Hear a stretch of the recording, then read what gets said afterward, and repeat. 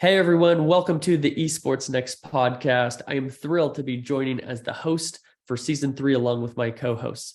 We are going to be interviewing speakers, sponsors, and attendees of the Esports Trade Association conference in Chicago. So if you're looking to understand who will be at the conference and what they're all about, tune in, come join us.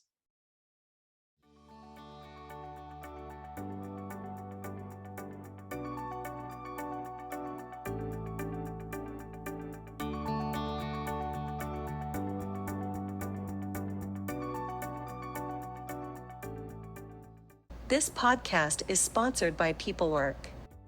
PeopleWork puts the power of automation, advanced technology, skills data, and behavioral sciences at the fingertips of all users to build a future-ready workforce. Download the PeopleWork app today. All right, welcome to another episode of the EsportsNext podcast. It is my pleasure, along with my lovely co-host, ESTA founder Megan Van Petten, to welcome the executive director of iGame USA and the president of the ESTA Idaho chapter, Gina Johnson. Thank you for joining us today. Hi, thank you for having me. I really do appreciate you guys inviting me. Absolutely, it's our pleasure. And I believe you are hailing today from Boise, Idaho, not Boise, Idaho. For we can teach some Idaho terminology here to start the episode. Well, technically I live in Meridian, but my office is wherever I'm in at the point. So my office is on the road. So whether I'm in Boise, Meridian, Nampa, Treasure Valley area, basically. A pretty good setup. We were talking before recording here that so many people, Megan included, who haven't spent a ton of time in Boise, refer to it as Boise, but it's actually called Boise. So feel free to say that yourself and appear to be an Idaho insider like me and Gina. Gina, why don't you start us out today? Tell us, what is iGame USA? So iGame USA is a 501c3 nonprofit, helped by and founded by my co-board members, John Girdell and Stephanie Arola. John lives here in Boise and Stephanie lives in Texas. And both of them agree that the industry here in Idaho and in the nation needs to be represented better, mainly from a diversity, from a mental health standpoint. Now, there are a ton of charities out there already doing that. Our focus is on a specific two-pronged focus. First program being a curriculum kit that would be used in schools, 6th grade through 12th grade. It would act like a library reading program during the summer, but for use for English teachers, and it would give kids the opportunity to combat bullying while also enhancing their writing, reading, and mental health situations. Wow. Second part, our second program is the esports program. Now, while a lot of charities have done a lot so far with esports, our organization hopes to create a program where diversity and inclusion are the first and foremost point of interest. If you don't have friends, that's okay. You don't know anybody, that's okay. You're not good at gaming, that's okay. We're going to have a team setup where it's a 1v1, until we have like 6 different tournaments. So a tournament for each person of the team. And then once those winners are made, that team is formed for that state. And that state would then compete with the 49 other states. And the winners are the people who work together the most. So we want to have one LGBTQ person, one disabled person, one male, one female, one with a disability, and one who is a senior or some other background like a veteran or something. So the goal would be is individual people who don't have friends or don't feel like they can hold their own. And we're putting all these strangers in a room together. And the goal is to have them win the championship by working together, which unity and cooperation is our 2 main values through our whole programs. I love that. Gaming is such a great tool to bring people together. And I think all too often we're divided by our differences.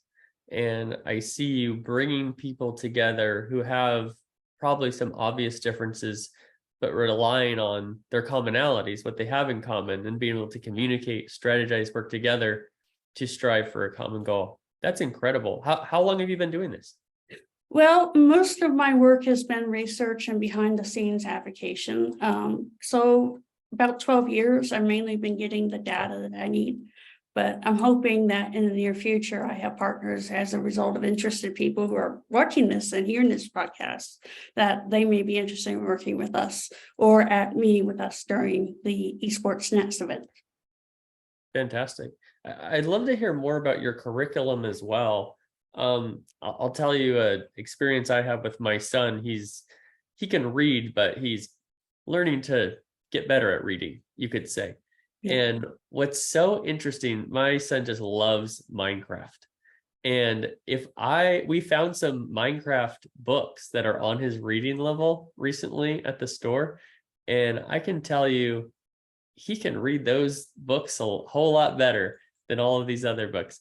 And just want to get your take on when you engage a child in something that they are passionate about, how much more they lean in, how much more interested they are, and ultimately how they excel. Well, while our programs are still in the research phase, it hasn't been developed yet. The core foundation behind that is our own personal struggles as board members.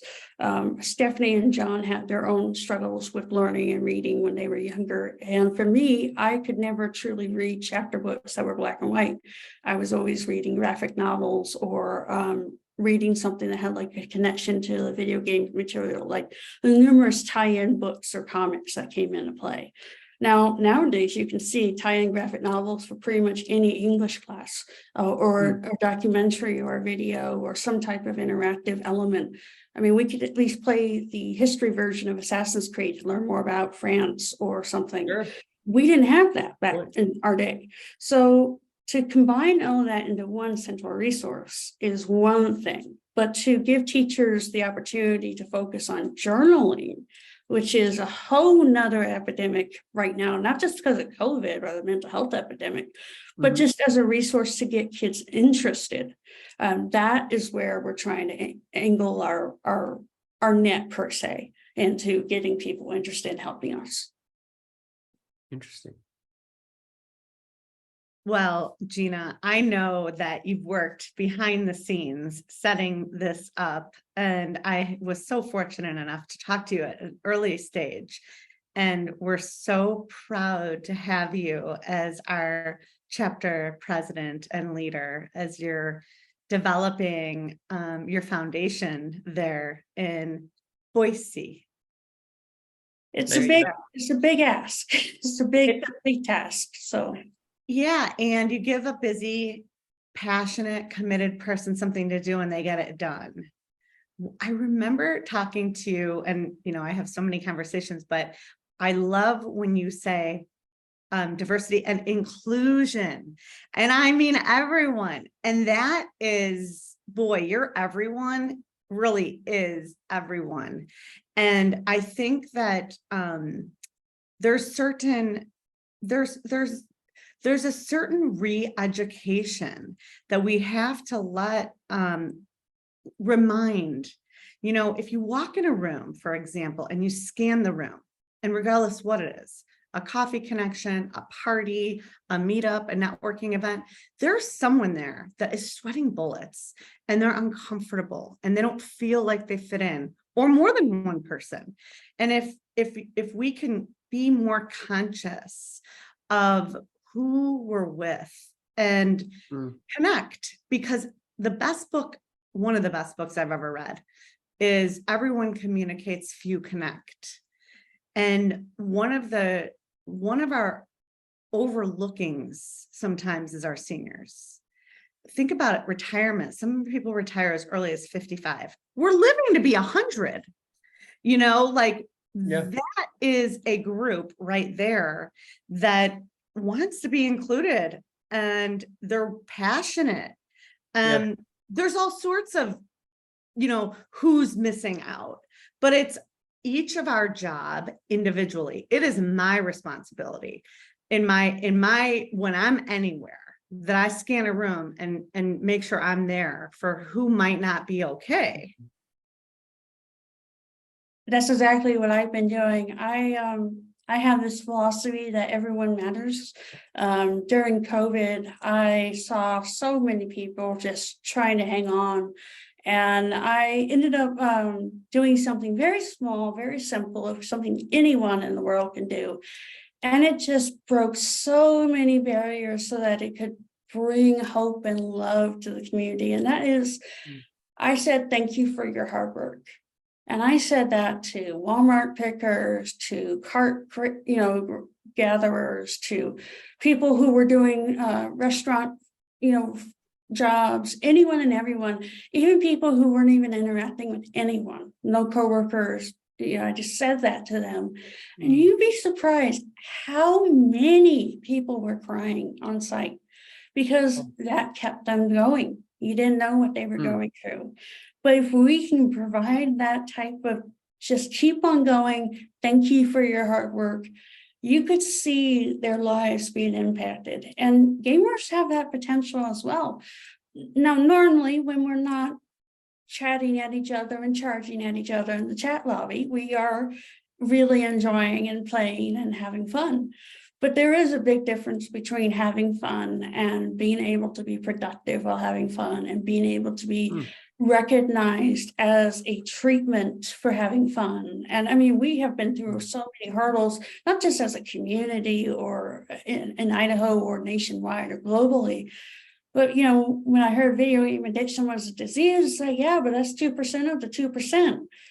What about the people who could afford a game instead of a pill? What about people who are doing counseling with a game instead of a $10,000 pill? I've been there on both fronts, and gaming has saved my life.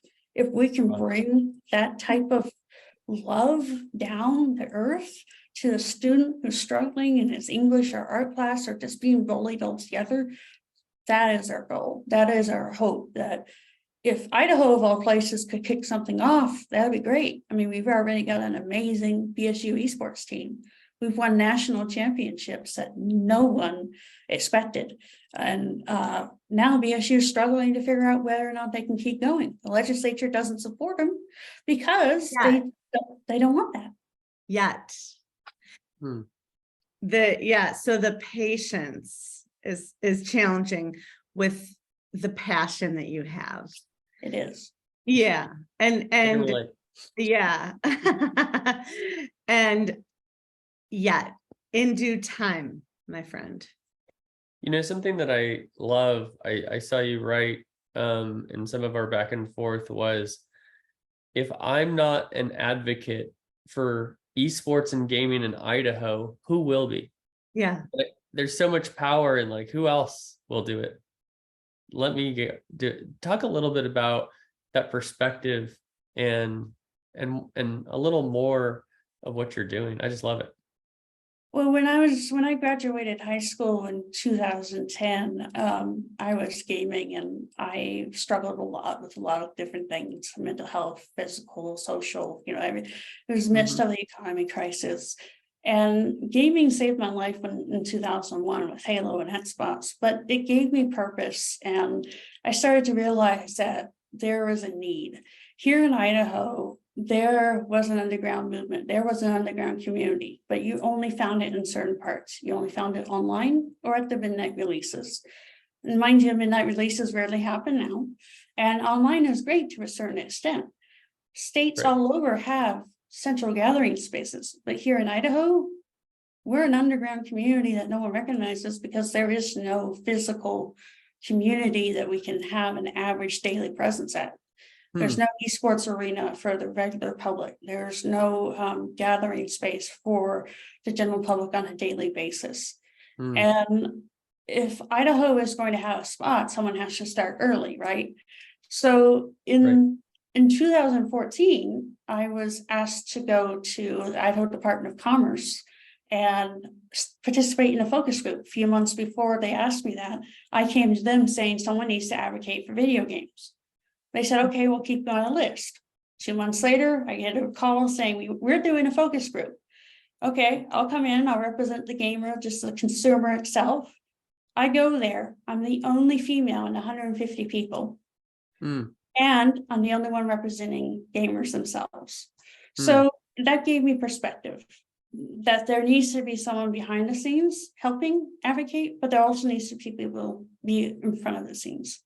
People at Boise State, lots of students enjoy this opportunity. But yeah, during COVID, we almost lost funding completely. And I can't speak on behalf of Boise State because I'm not an employee or a student. But I course. can tell you right now, students and employees want to be involved. They're struggling just to be accepted though. The game department, the game interactive media design department is one of the best opportunities here in the area. And yet it's only really available to students of certain ages or, students in college. What happens when when the only place you can go to is a bar or the college or the high school? What happens to families? Right. So, Idaho is still pretty early, and our hope is to have a few different locations we're working on physically so we can have our own official office location, but also provide a space for them. So in general, Idaho is growing, but the Yeah. movement has always been here. It just hasn't been vocal enough. Mm. Well, I think with your help, it definitely will be. You've done a great job of identifying all of these different needs of the community. You've been part of it for such a long time. Can you help us understand some of your specific goals? What are some of the answers for some of these questions or some of the needs that you've experienced? Well, I'm glad you asked that. For our programs, we have been working so hard to find funding, and obviously funding these days is near impossible for any organization, even for new charities. We got our charity 501c3 in 2019. Then COVID happened. Then everyone else was asking for money. So obviously we had to rethink things. So I Right. came to a conclusion that we need to actually develop a physical space, a physical hub for people. And so that developed into something called the Hive Campus and the Community Co-op. The Community Co-op is a building that we want to acquire that would be transformed from a DirecTV call center to a drop-in game studio where our programs will be designed and for 1,000 people at one time to hang out. So it'd be a space for families, for community centers to teach things to classes and stuff. It'd be a place for our esports to start. It'd be a drop-in center for students who want to develop the game with us. And then the Hive Campus is a much bigger, more crazier endeavor about addressing affordable housing here, which is a major crisis here. There was a recent study that showed 25,000 homes need to be built by 2030 to handle the crisis. And Wow. 25,000 modular units, and only 200 are usually being built every 10 years. So there's a big disparity. Oh, that's a gap. Yeah, so I came up with a plan to do something that would bring gamers together, bring the tourism industry here, and then empower people for affordable housing. So it's just a matter of figuring out, can I get the message through? It's not about the details anymore. Everyone has that data. It's just a matter of coming up with an idea that is just good enough to have access, that people will push it forward together, not just go with a random regular stuff that we've been doing for decades. Obviously, that's not working. And if you really want to think about it, imagine the library movement in schools. Imagine the computer lab movement, the math lab. It's not that As opposed to the meth lab. right. The math labs, not meth labs. There's your slogan. Correct. Thank you. Yeah, keep going. So glad you keep me out of trouble all the time. I told you, Gina. So if we think about it, now imagine if somebody were to say, well, I don't really read much. For me, Megan, I love a book, but I'm an audio. I like listening to the books. So I don't need a library. Okay, that's fine. Now, I loved the math lab. I did my math homework in the lab. it was like the best. I never left the math lab. I had a lot of math in my degree. Loved it. Computer lab, I worked in it. So, but I could have said, who needs the library? I didn't. I love the library too. I like talking. So it just didn't work well with me because I couldn't be quiet in the library. And so I say all that in why do we need a gaming center? Why do we need a gaming arena? Why do we need a gaming lab? Not everybody is going to agree if we need it. I mean, I would say 10% of the students at my university use the math lab, and I loved it. I was unstoppable in that. I did. Oh my God. So there's just always gonna be somebody that's not enrolled in your vision. There is. And that And is, everybody, you're right, Gina, and everybody reads. And there were people that were like, I'm not going to donate to the library. Everybody games. Everybody games. The art of play is going nowhere. well, Play research is, at its highest. We're not playing enough. Every single person, so it's just, I guess what I'm hearing today is, how ahead of the times you are, and the way you're paving is very exciting for me. And it's not a new journey, but somebody it's has not. to do it. Somebody has to, yeah. And And somebody on will. that note, it's really important that people realize that here in Idaho, there's already a library location here called Unbound. And Unbound was a very unique concept. The city that I live in, Meridian, has a very unique relationship with the library system. It's not governed by the city. It's owned on its own, where all the other surrounding cities own their own library. So here in Meridian, Unbound facility has these access points. They have these unique small business building tools where they have multiple 3D printers, multiple Apple computers with software that no one can barely afford on their own. They have a recording room for musicians and stuff. They have that space. The problem is now, because people know about it, it's nearly impossible to get anything done because so many people want that. If the hope with our campus, the hope with our community co-op is to expand the Unbound's reach tenfold, so that there's already proof showing people like that service. Now we just got to get the building. And then if we can do that, we can build our program. So I'm hoping people who are listening here, if you're in Idaho, if you're not in Idaho, if you're going to go to the conference or you're not, reach out, because we want you to be there. If you want to help us on the ground or help us virtually, we need you. And I cannot believe how powerful esports in this world has, just created. There's 3.5 billion gamers in this world. Wow. It's an amazing statistic. There's And an Gina, estimated, for those who are hearing your passion and wanting to reach out, what are the best ways for people to contact you? well, on August 11th, I will be announcing at a conference I'm going to be speaking. I'm going to be doing a press release virtually that day. And then we're going to have a major announcement on our website. So information for people who want to be involved will be available on our website, iGameUSA.com.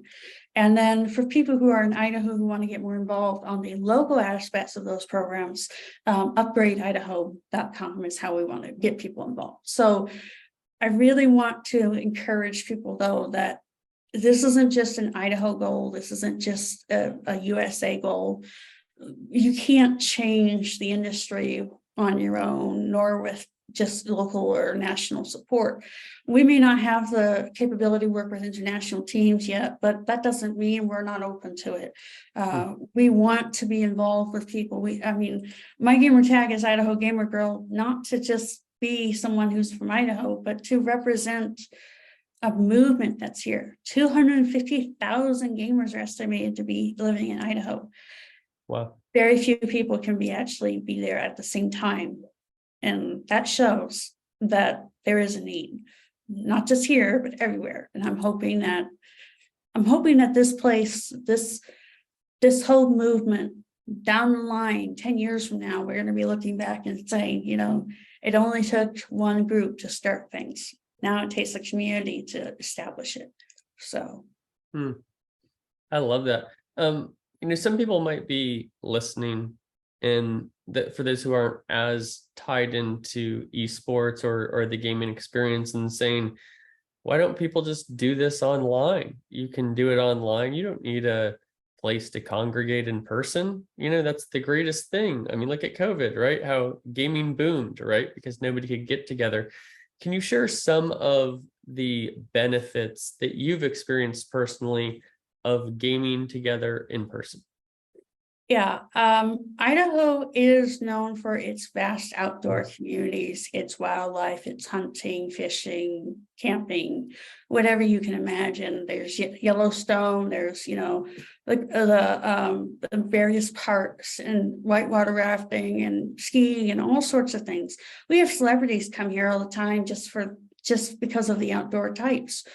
The one thing that most people don't realize, though, is that when in Idaho here, there's a ton of gamers who don't have activities for them. They don't have a physical place for them. They're stuck in home, and with costs on the rise and the ability to not do what you love, companies not being here. There's only one company employing gamers, which is Lionbridge Technologies, which I helped get them started here. I was their first hire helping locally. So if we did provide a space, you're allowing people to improve their mental health, because Idaho has one sad, but, really, really gnawing fact. And that is, we have the highest student suicide ratio in the United States. We're number one. Nearly every student basically attempted suicide during COVID. That is a number that I myself cannot fathom, because I attempted suicide when I was younger. I did it twice. I'm still here. So obviously I'm here to advocate for people. Those people don't have anyone advocating for them. They have gaming, but online gaming is nothing like physical in-person gaming. You go to some conference at San Diego Comic-Con or Pay Arcade Expo or even Salt Lake Comic-Con, even E3, those events, they're not about just the games that you get to experience. There's a social impact, the physical interaction with people who you enjoy. There's not always going to be midnight releases. So if we need to do something about that to get people involved physically, there needs to be a physical place. And the cave of your own home is not necessarily going to be the best place to do that for the long-term mental health. Very well said. Yeah, it is. It's pretty amazing. I remember hearing a stat a couple of years ago, when high school teams were first really getting going, and the stat was something like 87% of kids who joined a high school esports team had never been part of any sort of competitive team before in their lives. And so when we think about all the benefits that are obvious to us with traditional sports, right? To be on team, the biggest difference, of course, is the physical exertion, the exercise part of it. Yeah.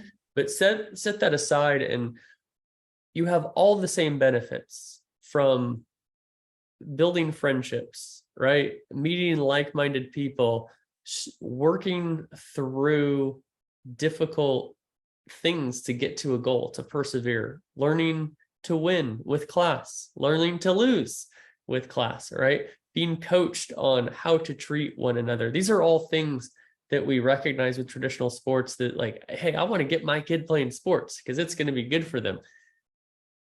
Not all kids play sports. No, every kid plays video games, not all competitive games, but every kid is a gamer nowadays. And so I just love highlighting that aspect, that this is a community, not just a big community, but a community of people who are undervalidated and undersupported in the other more traditional, popular aspects of society, like traditional sports.